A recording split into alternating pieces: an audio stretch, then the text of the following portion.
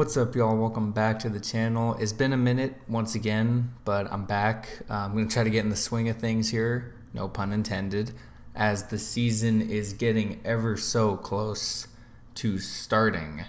So, this was just released today, though, and that's one thing I want to talk about. The Rangers' top 30 prospects. Now, if you watched the video I posted a little while ago, it was about the MLB top 100 prospects, but now they have started to release the lists for each individual team. And this article kind of just prefaces some things that the Rangers have committed a bunch of money and they've been terrible the last 3 years and blah, blah, blah, blah, blah.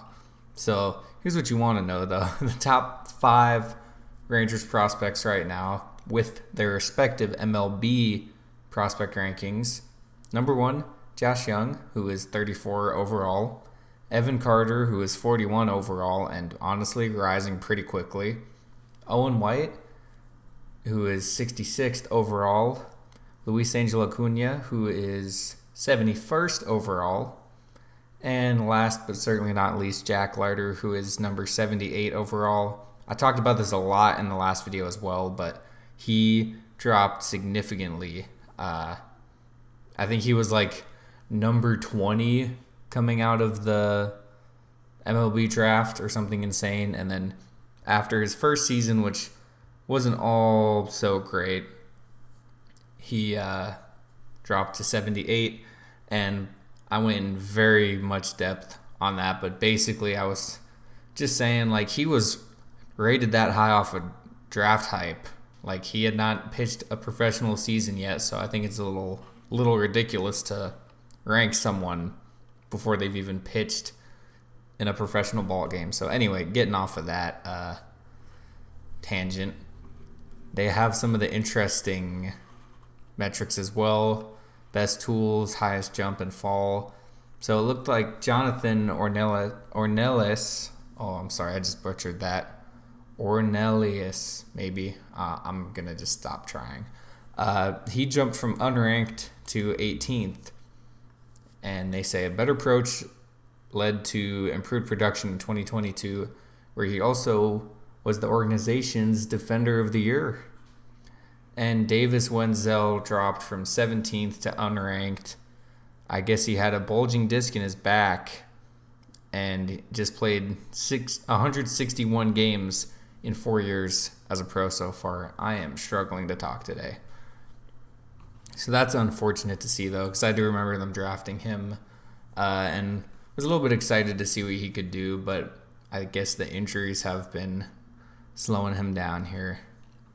So moving along, though, best tools, if you're not familiar, it's on a 20 to 80 scale, and it's kind of falls into the numbers you would think. You want to be like at least 50, and then 70 to 80 is your top tier stuff. So players in parentheses have the same grade, so this is some interesting info for you.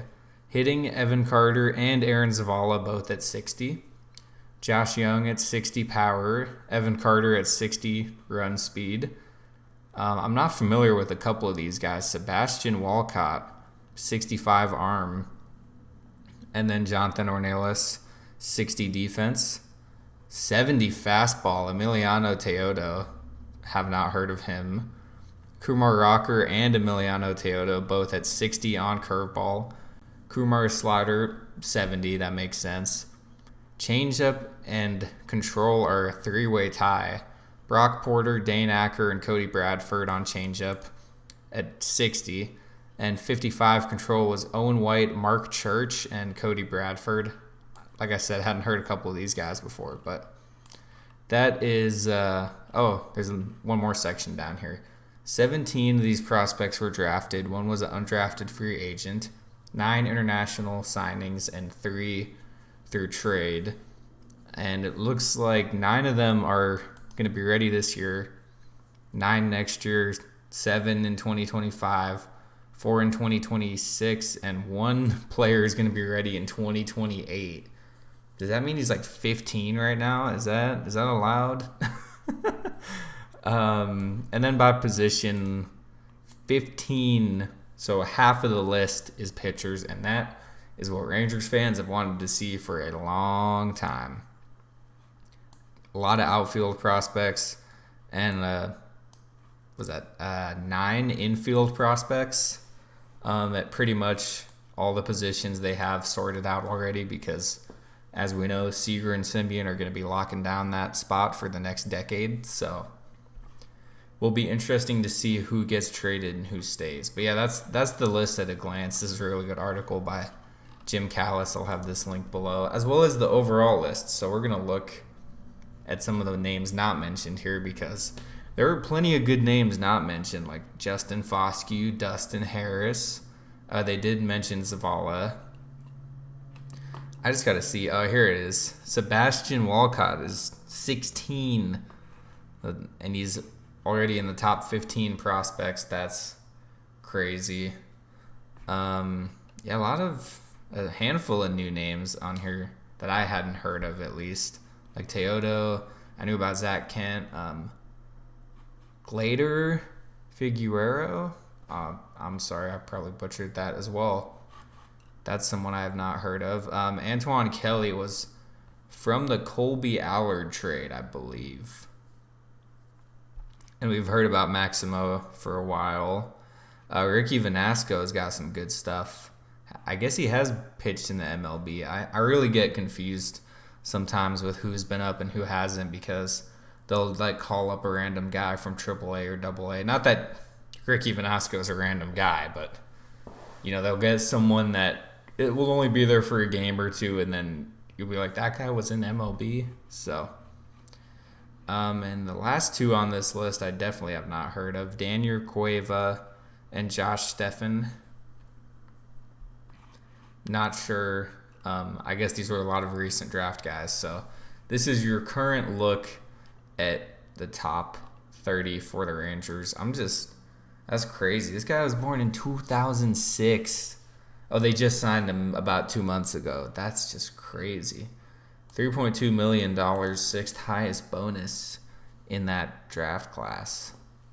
He's 6'4". Oh my goodness. Well, best of luck to him. That'll be fun to watch. It's a shortstop. So by the time he's up, Corey Seager will be out, I guess. But yeah, looking ahead here, though, there's a lot of 2023s and 2024s. Evan Carter is going to be a stud. He's going to have a lockdown spot. Obviously, Josh Young, he's technically still a prospect, even though he's going to be getting a lot of MLB time. Owen White, I thought he had just gotten set back in some way. I don't know if it was an injury, but he was looking very promising for a long time. Still is, as long as he's healthy, of course. And Luis Angel Acuna is going to be insane. I don't know if they're going to make him learn a new position, though, because like I was saying, he's not going to be able to play shortstop or second base, really. Then, of course, Jack Leiter. Brock Porter's shot up the list really quick to be the 6th. That was the steal of the 2022 draft, in my opinion, was Texas getting Brock Porter, because they saved money drafting Kumar Rocker and therefore could give a kid in high school $4 million. So, anyway, that's your look at the list, though, before I get too far off on things. But some exciting stuff, though. I've been able to actually talk about prospects more in the last, 12 to 18 months, because the Rangers farm system, in my opinion, definitely top 10, arguably top 5. And I know that's crazy to say with, guys like the Yankees and the Dodgers and whoever else. Who actually is the top? Is it going to tell me who's the top team, top farm system? I don't know if it does. It had the other ones on here, but this is just their top 30. So I digress. They're in a very good place. They're in the best place they've been in at least 3 to 4 years in terms of the farm system, because, they had those deals in 2015 and 16 at the trade deadline. They got Cole Hamels. That trade worked out very well. They got, I can't even remember his name, Jonathan Lucroy and Jeremy Jeffress and Carlos Beltran. Those trades did not work out as well. But that is part of why the farm system has taken a while to recover. So that's where we're at, though. I'll have these two links in the description. Let me know what y'all think. And I am looking to make some prediction videos here soon. I'll be going on a long vacation, so I won't have my laptop or anything, going for a couple weeks.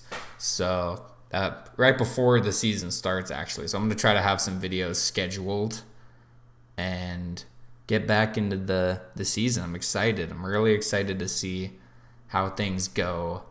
A little bit nervous about the pitching still.